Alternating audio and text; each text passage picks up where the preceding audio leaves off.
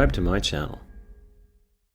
एक पुस्तक का क्रय मूल्य 110 रुपए है तथा विक्रय मूल्य 123.20 रुपए है, तो इसे बेचने पर पुस्तक विक्रेता को कितने प्रतिशत का लाभ होगा।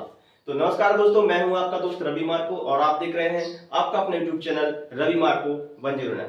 तो दोस्तों आज हम सीखने वाले हैं लाभ और हानि का एक बहुत ही प्यारा सा चैप्टर, जो कि यहाँ पर मैंने एक सवाल लिख लिया है, देख सकते हैं, है ना।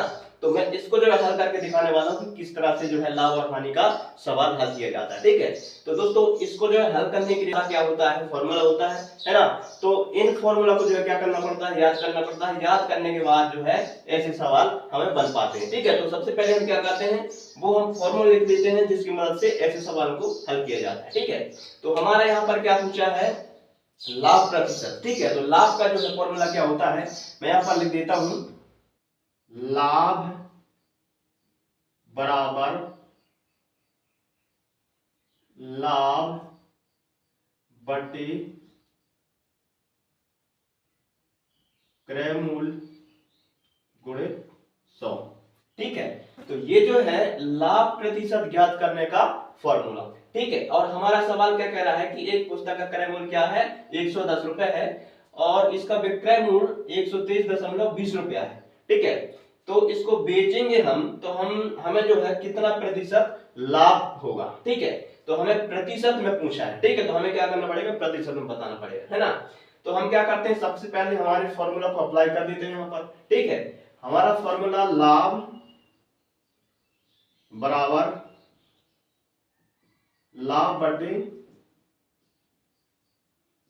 क्रय मूल्य गुणे 100, ठीक है। तो लाभ कितना है वो निकाल लेते हैं सबसे पहले, ठीक है। तो लाभ कितना हुआ वो निकालने के लिए क्या करना पड़ेगा, जितना रुपए हमारा क्रय मूल्य है, ठीक है, और जितना में हम बेचे हैं उनमें क्या करना पड़ेगा, डिफरेंस निकालना पड़ेगा, ठीक है। तो सबसे पहले क्या करते हैं, हम यहाँ पर लिख लेते हैं जितने में बेचे हैं वो वाला रकम, ठीक है। तो यहाँ पर लिख लेते हैं हम 123.20, ठीक है। तो ये क्या है, ये हमारा विक्रय मूल्य है, ठीक है। और हमारा क्रय मूल्य क्या है, हमारा क्रय मूल्य ये है 110। अब इनको क्या कर देंगे, हम घटा देंगे। जब हम घटाएंगे तो क्या निकलेगा, वो पैसे निकलेगा जो हमें लाभ हुआ है, ठीक है। तो इसको घटा देते हैं, 0 का 0 रहेगा, 2 का 2 रहेगा, दशमलव का दशमलव लगा देते हैं, है ना। और 3 में 0 घटाएंगे तो 3 ही रहेगा, है ना। और 2 में 1 घटाएंगे तो 1, और 1 में 1 घटाएंगे तो कुछ भी नहीं बचेगा, ठीक है। तो मतलब हमें कितने रुपए का लाभ हुआ, 13.20 का, ठीक है। मतलब 13 रुपए 20 पैसे का, ठीक है। तो हमें क्या पूछा है हमारा सवाल कि प्रतिशत में लाभ बताइए, ठीक है। तो प्रतिशत में कितना लाभ हुआ वही हम निकालने वाले हैं, है ना। तो हम क्या करते हैं, हमारे फॉर्मूला की तरफ चलते हैं और यहाँ पर लिखते हैं, ठीक है, लाभ, ठीक है। तो लाभ हमें कितना रुपए का हुआ, 13.20 का। तो हम यहाँ पर सबसे पहले लिख लेते हैं 13.20, है ना। और इसके बाद क्या लिखा है, क्रय मूल्य, ठीक है। तो बटे के चिन्ह लगा देते हैं और यहाँ पर क्या करते हैं, क्रय मूल्य लिख देते हैं। क्रय मूल्य कितना है, 110 रुपए, तो यहाँ पर लिख देते हैं 110, है ना। इसके बाद क्या कह रहा है कि गुणे का चिन्ह लगाओ इस तरह से, फिर 100।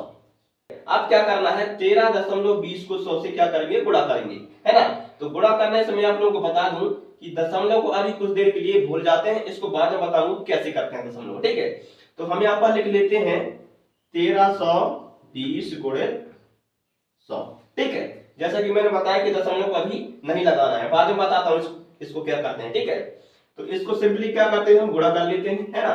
तो डबल जीरो को हम पहले से यहाँ रख देते हैं क्योंकि आना ही है वो, ठीक है। अब एक के साथ जो है गुणा करेंगे तो उतना ही आएगा, कोई फर्क नहीं पड़ेगा, ठीक है। तो हम यहाँ पर जहाँ करते हैं उतार देते हैं इस तरह से, ठीक है।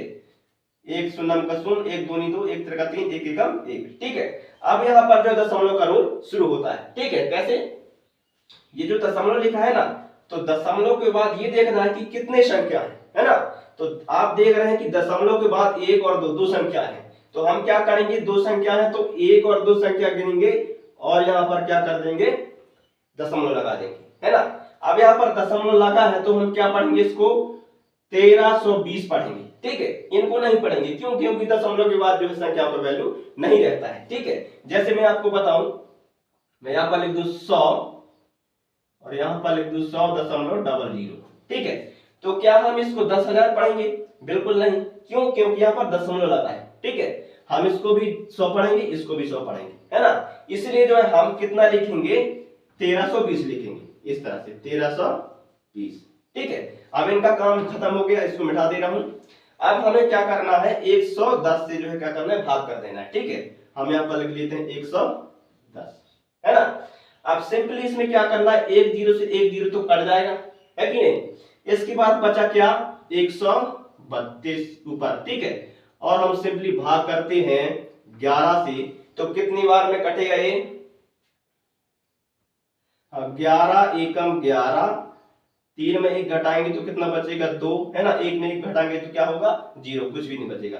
2 को उतार लेते हैं, है ना, 11 दूनी 22, इस तरह से कुछ भी नहीं बचेगा। ठीक है, मतलब हमें जो है 12% का क्या हो गया, लाभ हो गया। ठीक है, यहाँ पर पैसे में कितना है, 13.20, मतलब 13 रुपए 20 पैसे का लाभ हुआ। ठीक है, लेकिन हम परसेंट में हमें क्या करना था, ज्ञात करना था, तो परसेंट में हमें कितने परसेंट का लाभ हुआ, 12% का। ठीक है, तो फ्रेंड्स आशा करता हूं आप लोग समझ गए होंगे, है ना।